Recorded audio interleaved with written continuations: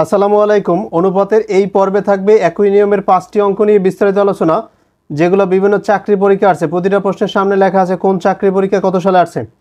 তো এখানে 16 নম্বর দেওয়া আছে ক ইস টু খ সমান 5:6। এরপরে আছে খ ইস টু গ সমান 3:10।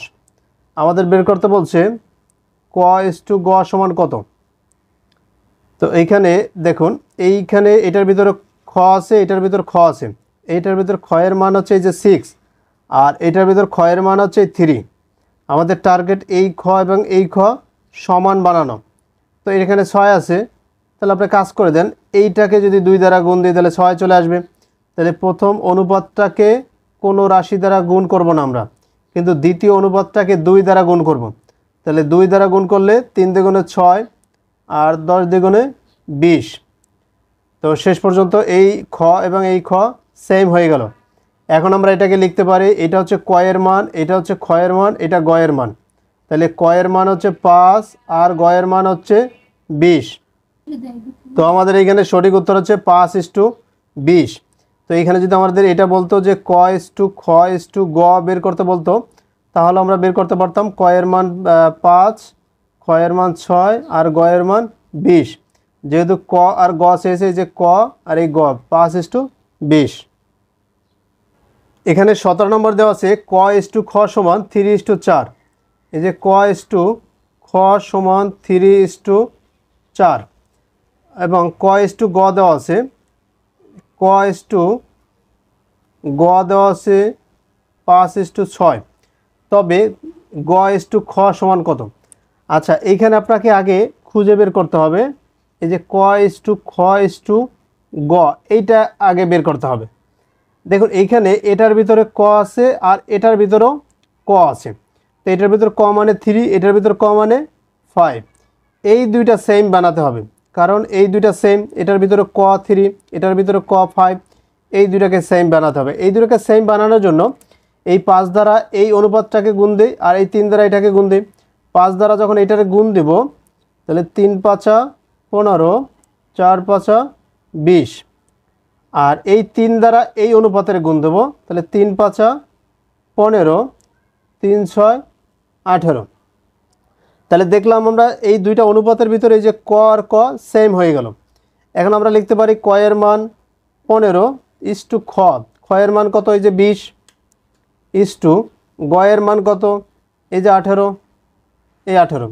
এটার দিকে তাকালেই দেখতে পাই। তো আমরা এখানে ক ইস টু খ ইস টু গ বের করলাম। এইটা আমাদের চেয়েছে গ ইস টু খ, তাহলে গ এর মান কত 18, তাহলে লিখতে পারি 18। আর গ ইস টু খ, খটা কত 20, তো ইস টু 20। তাহলে আমরা বলতে পারবো এটা আমাদের সঠিক উত্তর হচ্ছে 18:20। 18:20 হচ্ছে এই যে গ নম্বর। তো আমাদের এইভাবে কিছু একাধিক অনুপাত দেওয়া থাকবে, তাদেরকে যেটা সেম সেটা সেম বানিয়ে তারপরে এইভাবে অনুপাত লিখতে হবে। এরপর প্রশ্নের দিকে তাকাতে হবে কোনটা আগে কোনটা পরে। এই যে গ চেয়েছে আগে, তাহলে এর ভিতর থেকে গটা নিয়ে আসলাম এই যে 18। তারপরে খ চেয়েছে, খ কোনটা এই যে 20, এই যে 20 লিখলাম। তাই এটা সঠিক উত্তর হচ্ছে গ। 18 নম্বরে আছে a ইস টু b সমান 3:4। এরপর আছে b ইস টু c সমান 5:6। তারপর আবার আছে c ইস টু d সমান 2:3। আমাদের বের করতে পারছি a ইস টু d সমান কত। তাহলে এখানে আছে a b c d, তাহলে 4টা অনুপাত আছে। প্রথমে এই দুইটার ভিতর কম্পেয়ার করি। এই দুইটার ভিতর থেকে আমরা লিখতে পারি, যেমন এইখানে b আছে 4, এখানে b আছে 5। তো দুইটা আলাদা, দুইটা সেম বানাতে হবে। তো এই জন্য এই 5 দ্বারা এর গুণ করবে এই অনুপাতটারে, আর এই 4 দ্বারা এই অনুপাতের গুণ দেবো। তো এই 5 দ্বারা যদি এটার গুণ দিই 3×5 = 15, 4×5 = 20। আর এই 4 দ্বারা যখন এটার গুণ করব 4×5 = 20, 4×6 = 24। তাহলে এই দুইটার ভিতর থেকে আমরা এ বি সি এটা বের করতে পারি। তো এইখানে আমরা দেখি, তাহলে এইটার ক্ষেত্রে এই যে বি এর ভ্যালু কত 20, আর এটার মধ্যে বি এর ভ্যালু 20। Okay fine.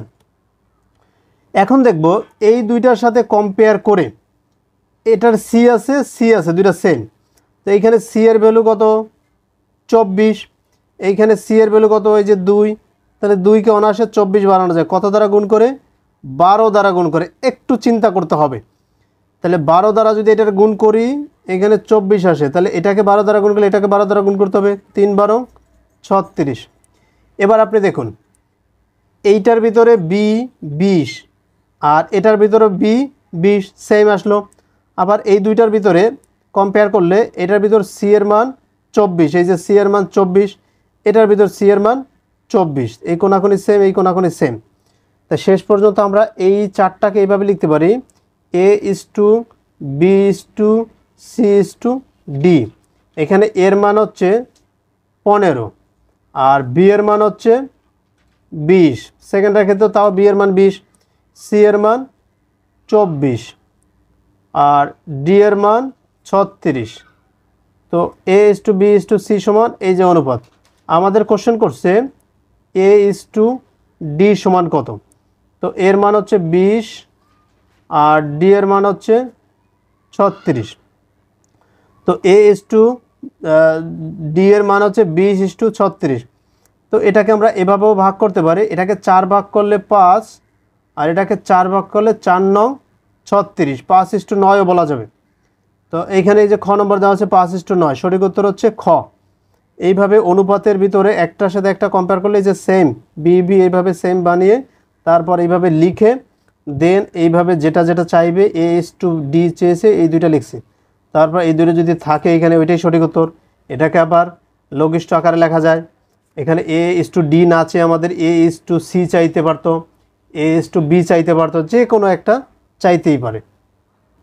19 নম্বরে দেওয়া আছে ক ইস টু খ সমান 4 ইস টু 5, 4 ইস টু 5। এরপর খ ইস টু গ সমান দেওয়া আছে 2 ইস টু 3। তো এটার ভিতর খ আছে 5, এটার ভিতর খ আছে 2, এই দুইটাকে সেম বানাতে হবে।